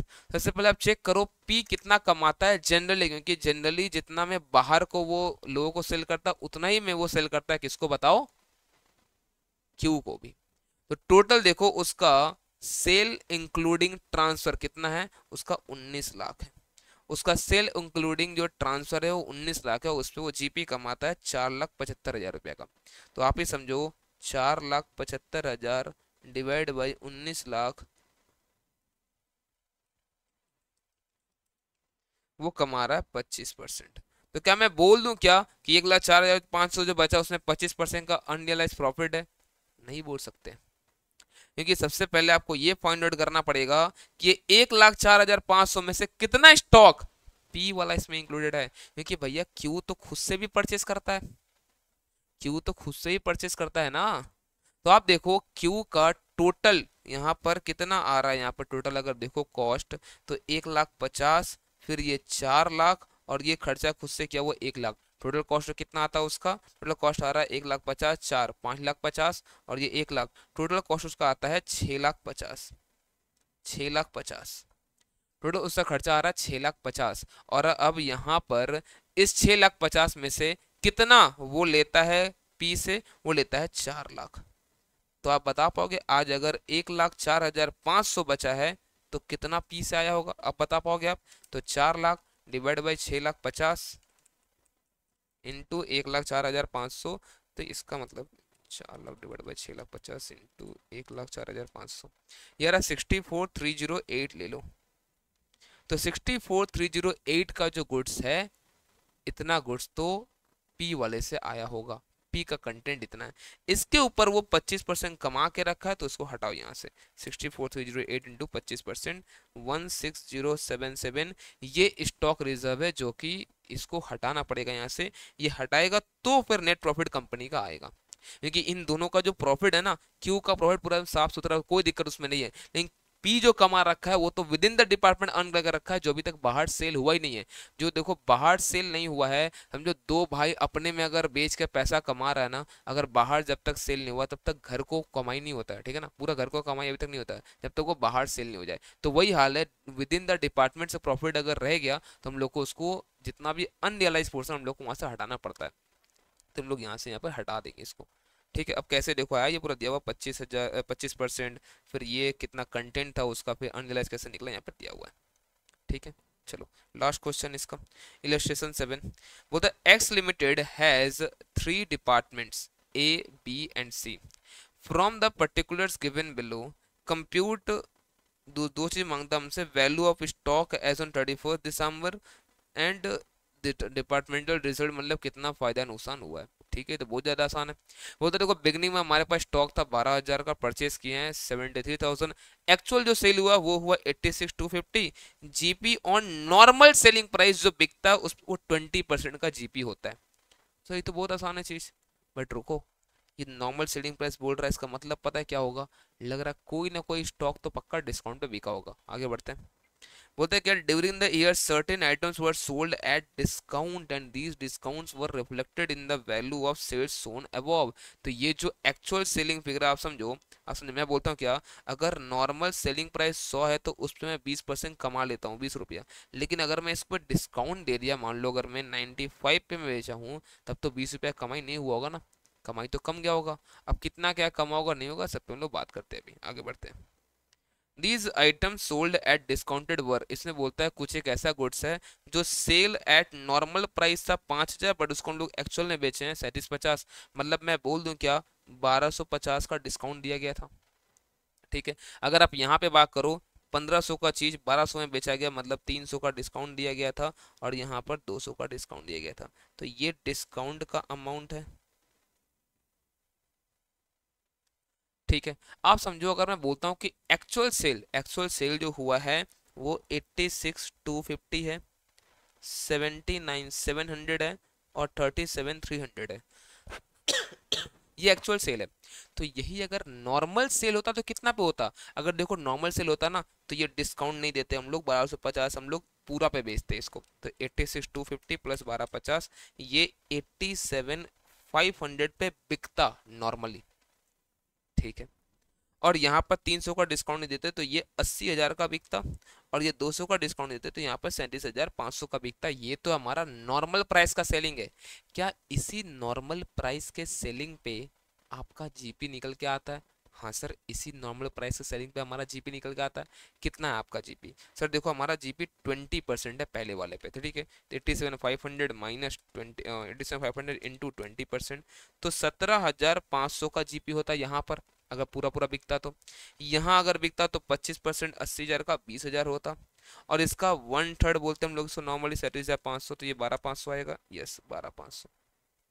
तो इसका मतलब इन सब में इतना इतना ग्रॉस प्रॉफिट का अमाउंट तो फिर रहता, अगर हम लोग नॉर्मली इसको बेचे होते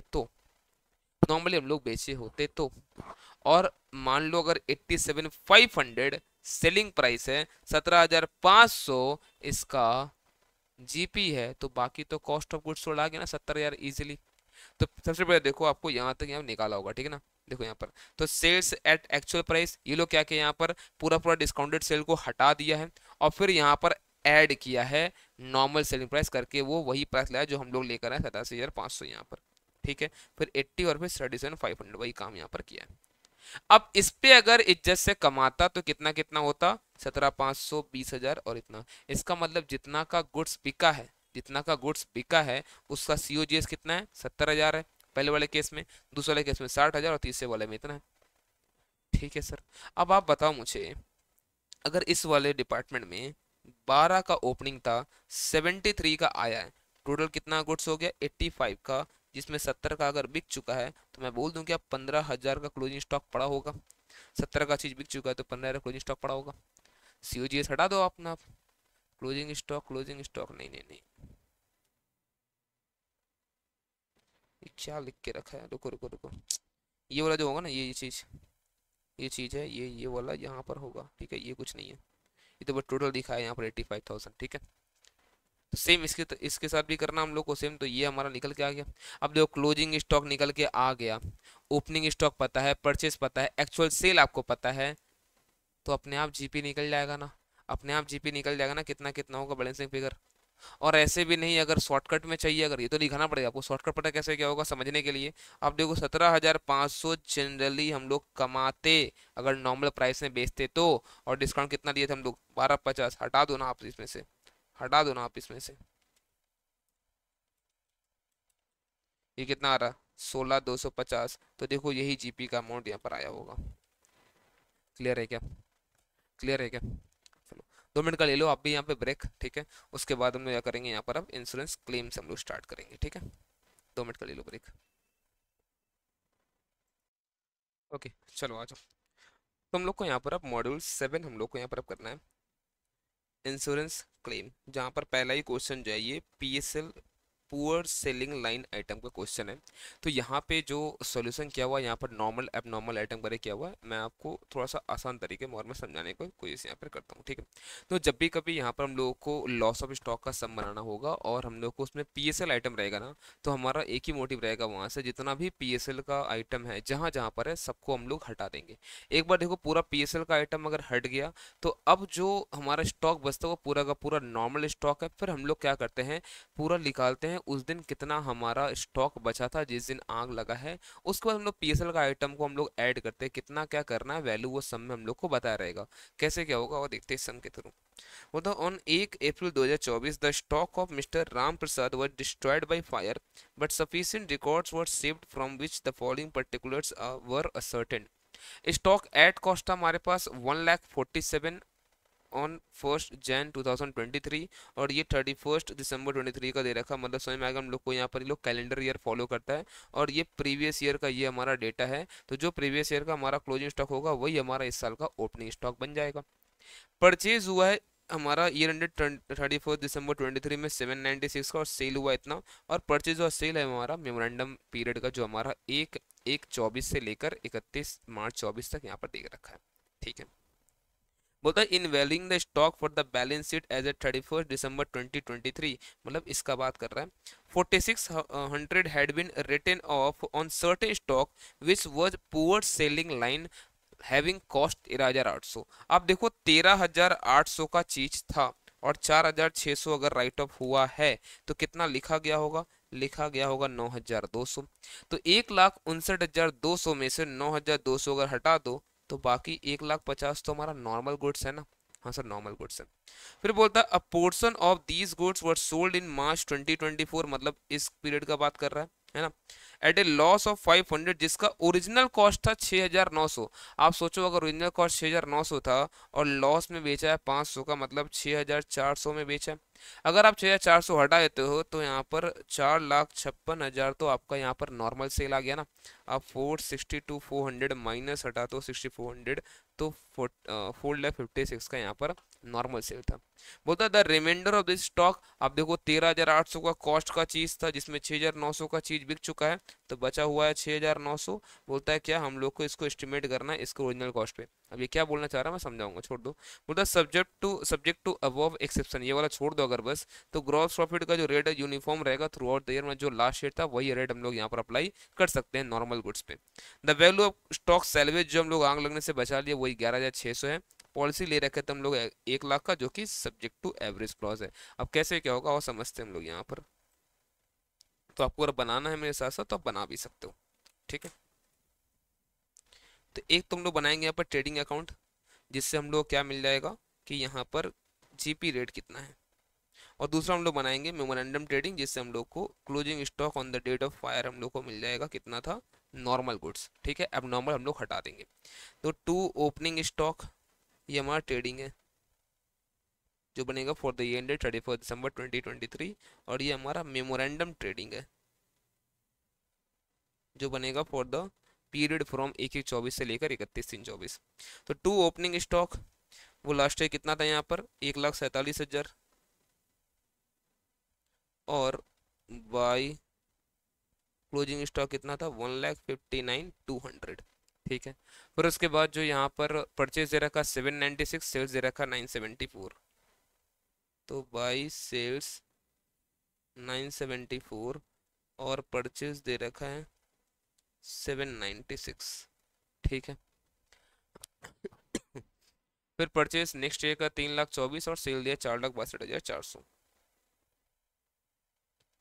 3,24,000 और सेल्स दे रखा है 4,62,400, ठीक है। ये सब फिगर यहाँ पर दे रखा था। अब बोलता है क्या क्या, देखो 4,900 राइट 4,600 राइट ऑफ किया था, मतलब टोटल पीएसएल कितना होगा यहाँ पर, इसमें टोटल जो पीएसएल का आइटम है वो 9,200 होगा, तो 1,50,000 नॉर्मल गुड्स है।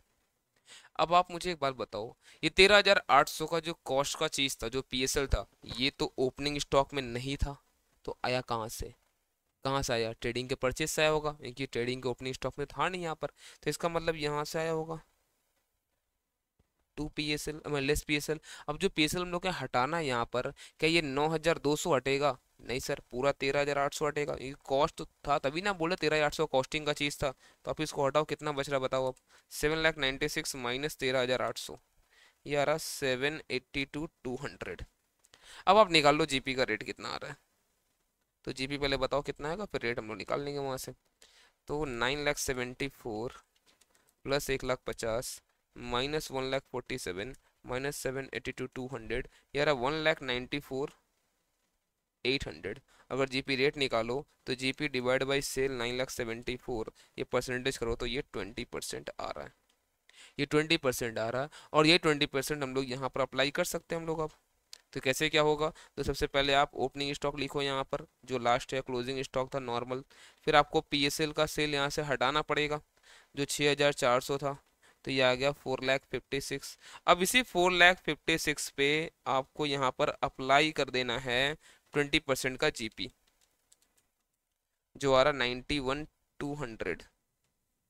91,200, तो 1,50,000 प्लस 3,24,000 प्लस 91,200 माइनस 4,56,000 करते ही 1,09,200 आ गया यहाँ पर क्लोजिंग स्टॉक। तो ये था stock on the date of fire normal goods का।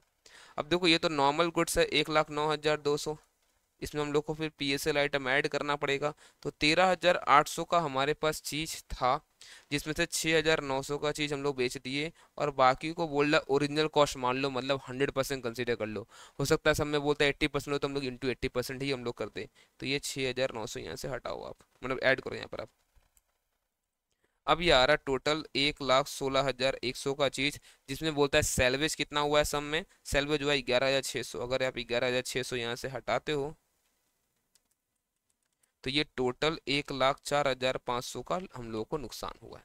अब क्या कंपनी हम लोग को पूरा पैसा देगा? नहीं सर, 1 लाख का पॉलिसी 1,04,000 हम लोग को 1 लाख देगा? नहीं, 1 लाख भी नहीं देगा। क्योंकि आप एक चीज समझो, आपके पास टोटल 1,16,100 का चीज रहता है, और आप पॉलिसी कितना कराते हो? सिर्फ 1 लाख का। तो आप कम कराए पॉलिसी, आप अंडर इंश्योर्ड हो, तो वो भी अब एवरेज क्लॉज अप्लाई करके आपको कम पैसा देगा। तो कैसे निकलता है ये? आपने 1 लाख का पॉलिसी लिया था, जबकि आपके पास 1,16,100 का चीज रहता है, तो आज अगर नुकसान हुआ 1,04,500 का, तो वो भी कम देगा। ये मिलेगा आपको 90,000 8.6 से मैंने 9 ले लिया, ठीक है। अब देखो, इसी को यहाँ पर कर रखा है ना, 20% का रेट, और ये सब कुछ करने के बाद देख रहे, अच्छा यहाँ पर रैंडम भी बना रखा है इस तरह से भी करके। 11,600 ये हटाने के बाद 1,04,500 आया, और ये हमारा पॉलिसी का अमाउंट है, मतलब जो क्लेम का अमाउंट है ये। क्लियर है क्या? चलो, अब दूसरा जो यहाँ पर लॉस ऑफ प्रॉफिट से रिलेटेड है, तो यहाँ पर ना एक मैं बस आपको डायग्राम बना के बस मैं डेट समझा दूं, क्योंकि डेट्स यहाँ पर काम आने वाला है, ठीक है। अभी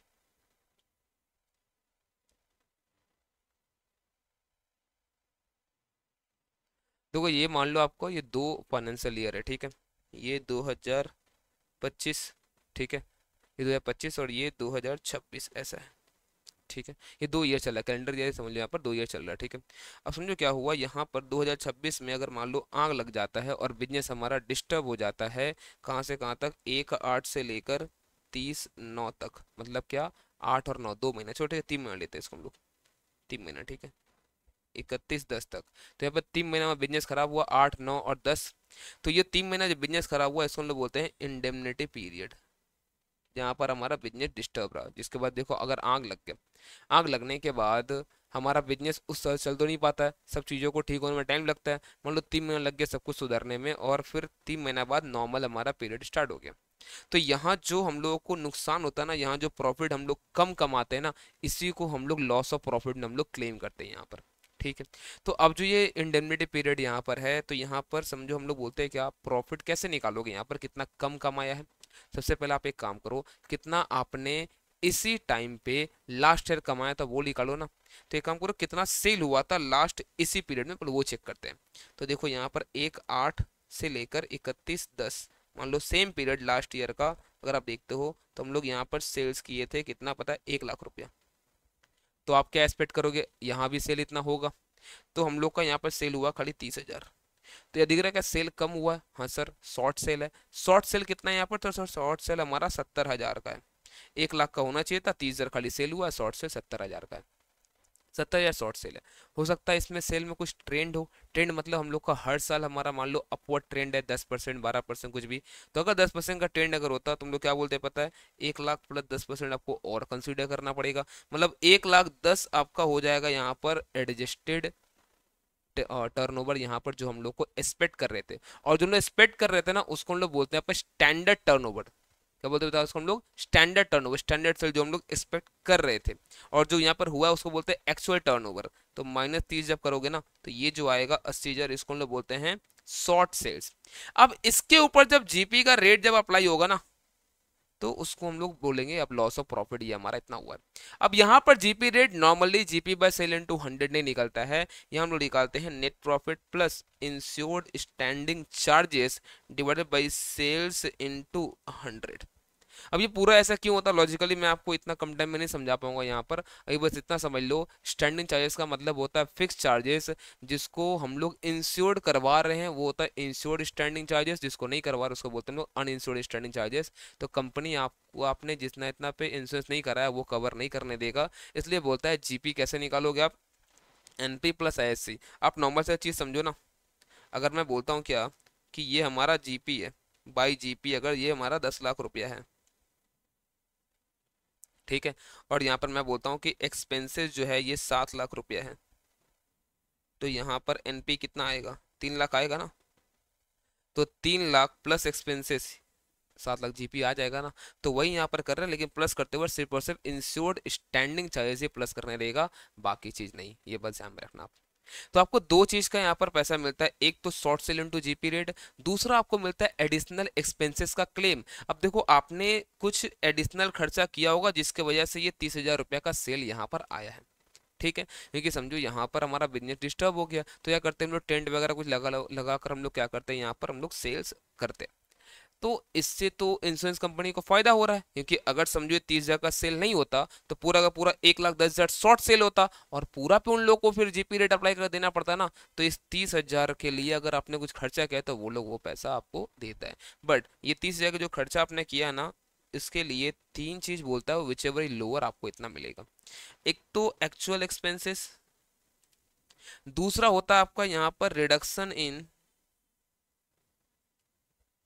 short sales into GP ratio, और तीसरा होता है आपने जितना एक्चुअल एक्सपेंस किया है उसमें ये लोग क्या करेगा, अपना ये फॉर्मूला लगाएगा, net profit plus ISC divided by net profit plus ISC plus UISC in uninstitutional charge को भी यहाँ पर ऐड करेगा। इसको निकालने का एक और फॉर्मूला है, ठीक है, बट अगर आप ये भी फॉर्मूला अप्लाई करते हो तो आपको यहाँ पर आंसर कोई डिफर करेगा थोड़ा सा, लेकिन आपको यहाँ पर आंसर माना जाएगा सही, क्योंकि यहाँ पर दोनों ही इंस्टीट्यूट अपना जो है यहाँ पर अलाउ तो करता है, यहाँ पर दोनों ही अपना इंस्टीट्यूट जो यहाँ पर ये अलाउ तो करता है। क्या ऐसा दूसरा फॉर्मूला, दूसरा फॉर्मूला हमारा ये है actual expense into GP on A T divided by GP on A T plus यूआईएससी।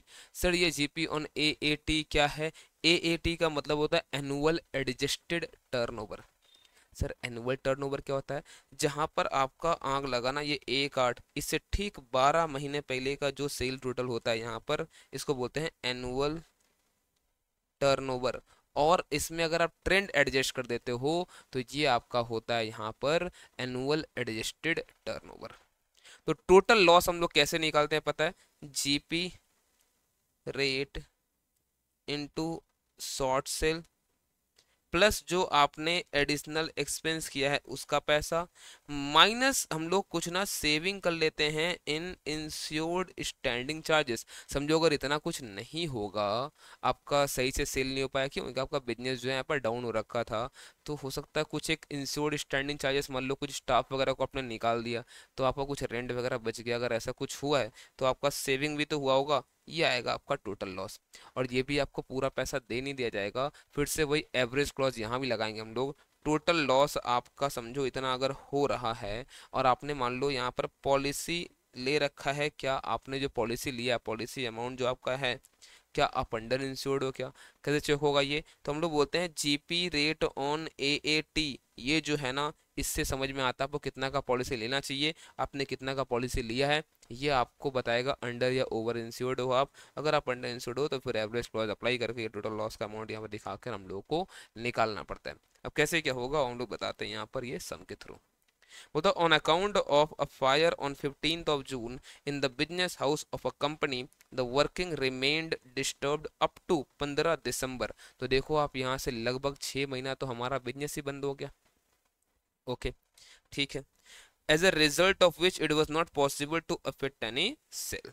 The company had taken out an insurance policy with an average clause against consequential losses for कितना 1,40,000 का for a period of 7 months। ठीक है ना, तो इन लोग का indemnity period ये 7 महीने का पॉलिसी लिया हुआ तो 6 महीने का हुआ चलेगा ये, और 1,40,000 का पॉलिसी कराया हुआ। लास्ट में देखा जाएगा कि इन लोगों का कितना पॉलिसी इन लोग को लेना चाहिए था और कितना पॉलिसी लोग लिए हैं। फिर बोलता है an increases of 25% was marked in current year sales as compare to last year, मतलब 25% का इंक्रीजिंग ट्रेंड है। The company incurred as additional expenditure of 12,000 to make sale possible and made a saving of 2,000 in the insured standing charges. Additional expense 12,000 किया है, saving in ISC 2,000 रुपया। ठीक है, the following details are available. Actual sale जो हुआ है 15 जून से 15 दिसंबर, ये हमारा एक्चुअल सेल है, और sales from 15 June to 15 December that is during the preceding year corresponding to the indemnity period, just हमारा लास्ट है। ये हमारा स्टैंडर्ड टर्नओवर है, स्टैंडर्ड सेल है 2,40,000, जिसमें हम लोग 25% का तो एक्सपेक्ट कर रहे थे ट्रेंड, तो 60,000 रुपया और होता तो इसका मतलब ये 3,00,000 रुपया का हमारा हो गया यहाँ पर एडजस्टेड स्टैंडर्ड टर्नओवर, और खाली 70,000 का सेल अगर हुआ है तो मैं बोल दूं क्या 2,30,000 का शॉर्ट सेल है। फिर बोलता है नेट प्रॉफिट है लास्ट ईयर का 80,000, इंश्योर्ड स्टैंडिंग चार्जेस है 70,000, तो दोनों जोड़कर 1,50,000 रुपया हो गया। Net profit plus ISC divide by sale करेंगे, जीपी रेट आ जाएगा। तो लास्ट ईयर का सेल कितना है 6,00,000 रुपया इंटू 100, तो ये 25% का सेल आ रहा है क्या, ये मतलब जीपी आ रहा है क्या? यस, 25% का जीपी आ रहा है।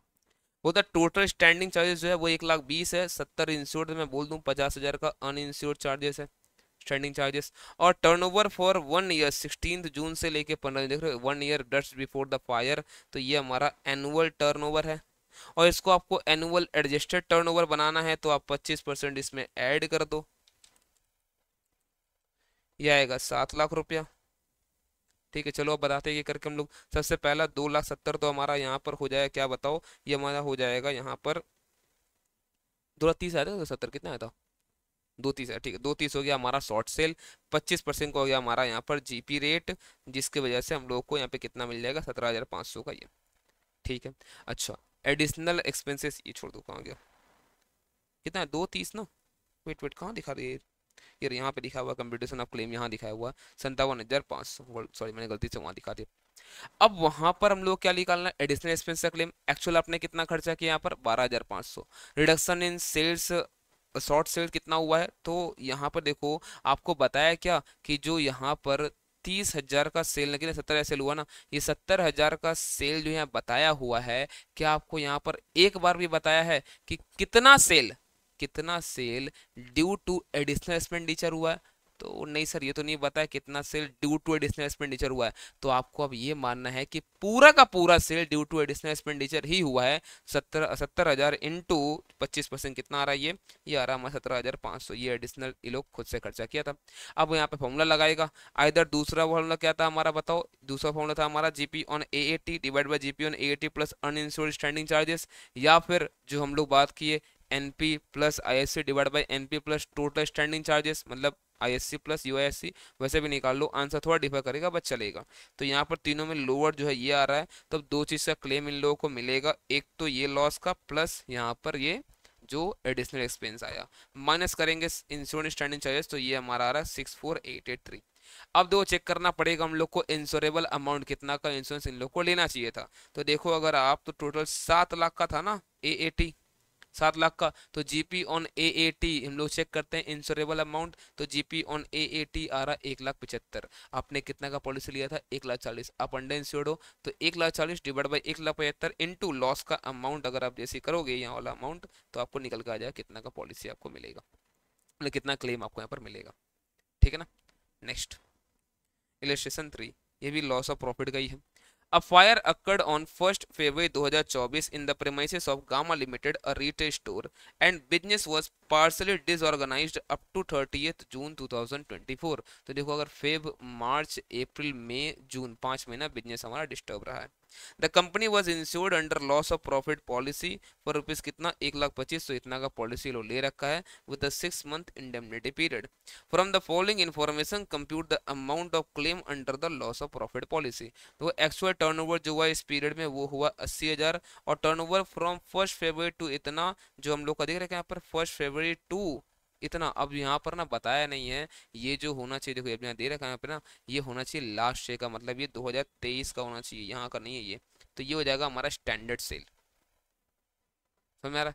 ये हमारा स्टैंडर्ड सेल। और ये turnover from 1 February 2023 to 31 January इतना, ये दिख रहा है जस्ट आग लगने से पहले का 12 महीना, मतलब ये हमारा एनुअल टर्नओवर है, ये एक्चुअल टर्नओवर है, और ये हमारा स्टैंडर्ड टर्नओवर है। ठीक है। नेट प्रॉफिट है लास्ट फाइनेंशियल ईयर का 70,000, इंश्योर्ड स्टैंडिंग चार्जेस है 56, कितना टोटल हो गया 1,26,000, डिवाइडेड बाई सेल है हमारा 4,20,000, 30% का हो गया यहाँ पर जीपी रेट।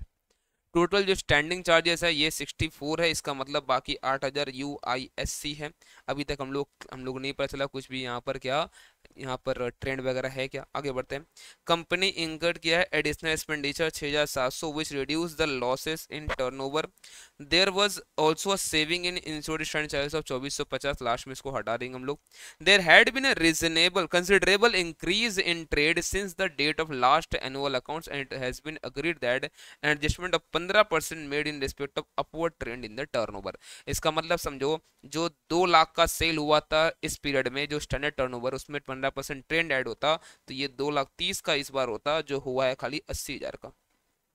तो 1,50,000 शॉर्ट सेल है इंटू 30%, तो हम लोगों को जीपी रेट निकालना हम लोग को निकला है, तो 45,000 तो हो गया हमारा short cell into GP rate.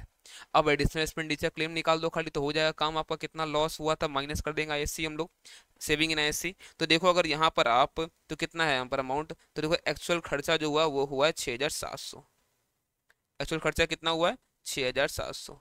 दूसरा क्या है, कितना आपने सेल्स, आपने कितना बताओ यहाँ पर शॉर्ट सेल आपने घटाया, तो जितना एक्चुअल सेल किया हम लोग क्या मान लेंगे, वो पूरा का पूरा ड्यू टू एडिशनल एक्सपेंडिचर ही है।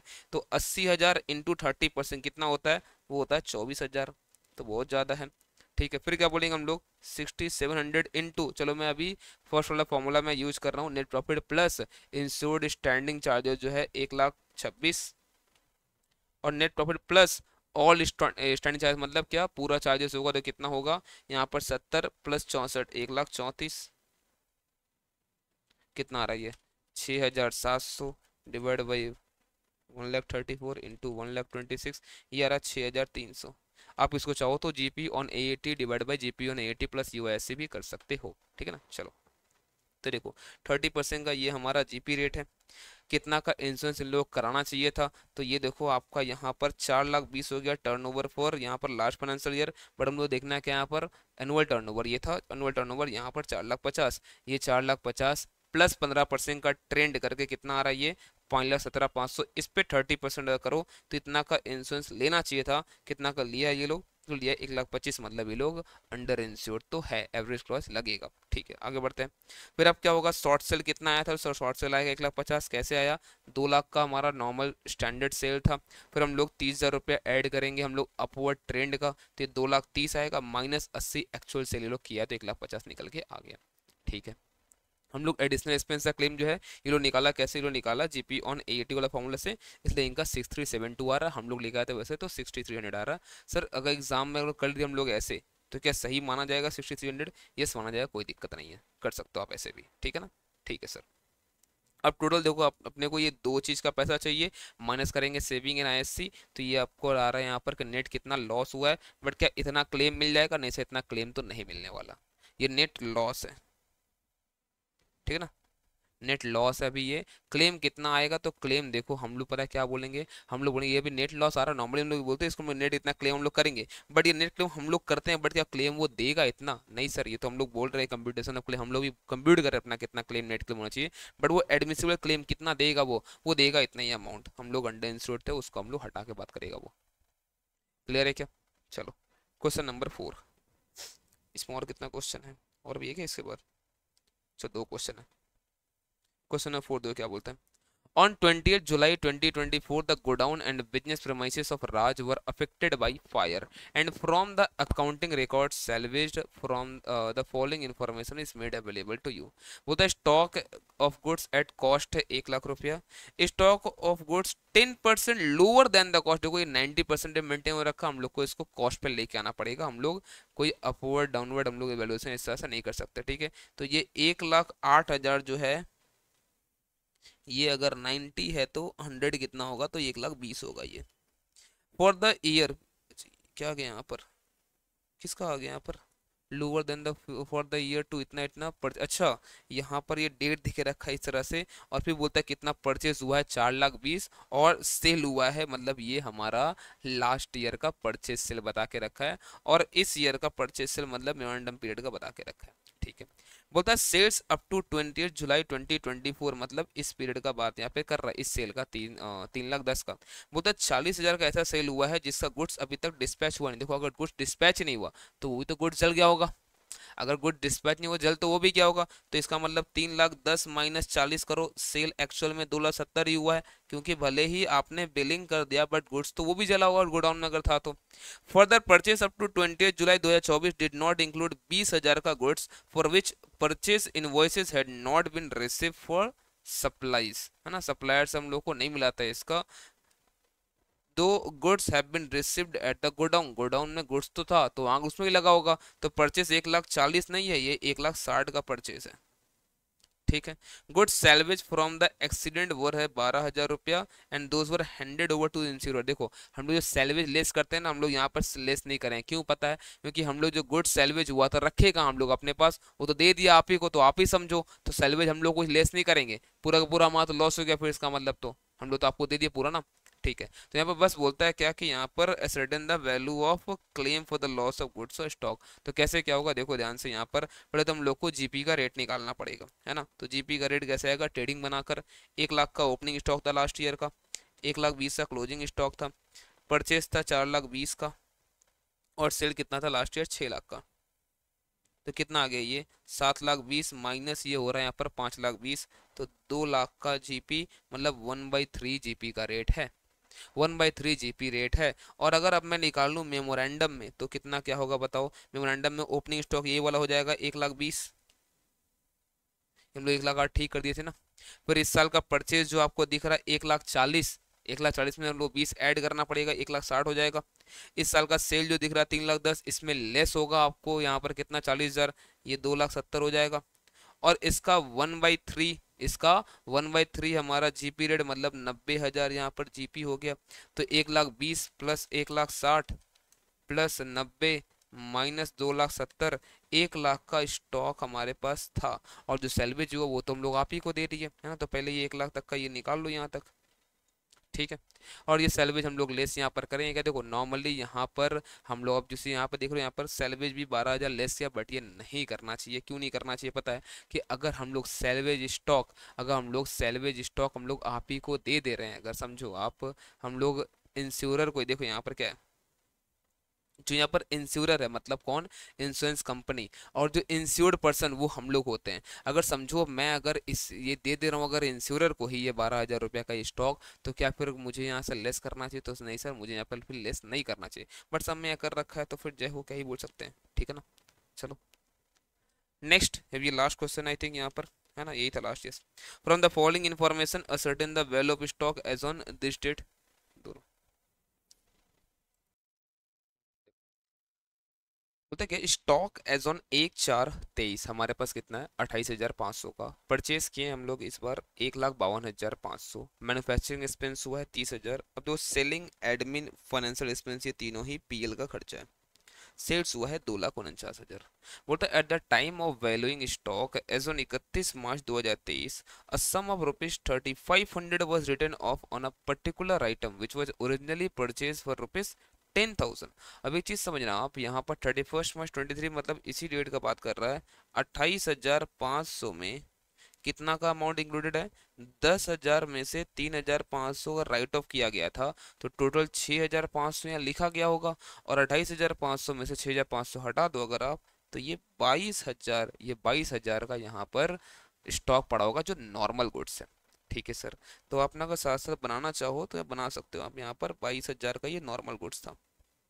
और आप देखो अगर ये 1,52,000 का परचेज हम लोग को टोटल ही लेना है, यहाँ पर लेस मत कर देना 10,000 का, क्योंकि ये ओपनिंग स्टॉक में मतलब ये पहले के परचेज चला रहा है ना, हमारा अभी का नहीं है ये। ओके सर, अब मैन्युफैक्चरिंग एक्सपेंस हम लोग 30,000 यहाँ कंसीडर करेंगे। अब फिर बोलता है क्या, सेल्स हुआ है 2,49,000 का, बट देखो यहाँ बोलता है क्या है, and was sold during the year 9,000। ये ड्यूरिंग द ईयर फॉर 9,000 मतलब बोलता है 2,49,000 में जो है ना यहाँ पर 9,000 का तो अब नॉर्मल सेल है, वो तो पीएसएल वाला, उसको हटा दो तो बाकी 2,40,000 तो हमारा नॉर्मल सेल होगा ना। बोलता है इसको अगर आप छोड़ दो तो बाकी के लिए तो जीपी रेट 20% है, तो ठीक है 2,40,000 पे 20% अप्लाई कर दो, 48,000। ठीक है, अब कितना आ रहा है, 2,40,000 था यहाँ पर, और ये 22,000, 1,52,500, 1,52,500, 30,000 और ये 48,000, माइनस करो 2,40,000, तो ये आ रहा 12,500 का हमारा नॉर्मल ये गुड्स। ये आ रहा हमारे पास 12,500 का नॉर्मल गुड्स। खाली बोलता हम लोग को वैल्यू ऑफ स्टॉक यहाँ निकालने दोगे ना 12,500, क्योंकि बाकी वो गुड्स तो पूरा बिक गया, अब नॉर्मल तो कुछ बचा ही नहीं, तो जो बचा पूरा का पूरा नॉर्मल बचा है 12,500, अब नॉर्मल कुछ नहीं बचा, वो तो पूरा बिक गया। दैट्स इट, ये पूछा था हम लोगों से। ठीक है, चलो अब एक और सेशन हम लोग जो लेंगे वो लास्ट सेशन होगा, जिसमें हमारा ये module number 8, module number 9 as well as जो मॉड्यूल 5 हमारा छूटा हुआ उसको कवर कर लेंगे, तो हमारा ये कंप्लीट हो जाएगा। ठीक है, तो मिलते हैं हम लोग नेक्स्ट लेक्चर में। तो अभी तक आपको ये सब समझ में अच्छी तरह से अगर आ रहा है तो चैनल को सब्सक्राइब करके रखो और अपने फ्रेंड्स में शेयर करो, इससे हमें बहुत ज़्यादा मोटिवेशन मिलता है ना। और जिनका भी अभी ग्रुप 2 का एग्ज़ाम अब आने वाला है इसके बाद, उसके लिए भी हम लोग का बैचेस आने वाला है, तो चैनल पे बने रहो, आपको बहुत कुछ पता चलेगा एग्जाम के बाद भी। जैसे ही एग्जाम कंप्लीट होगा उसके बाद हम लोग अनाउंसमेंट करेंगे बैचेस के लिए भी, आपको बहुत ज़्यादा बेनिफिट वहाँ से होगा, और डिस्काउंट्स ऑफर बहुत ज़्यादा आने वाला डिस्काउंट ऑफर। ठीक है ना, चलो मिलते हैं नेक्स्ट क्लास में। Bye bye.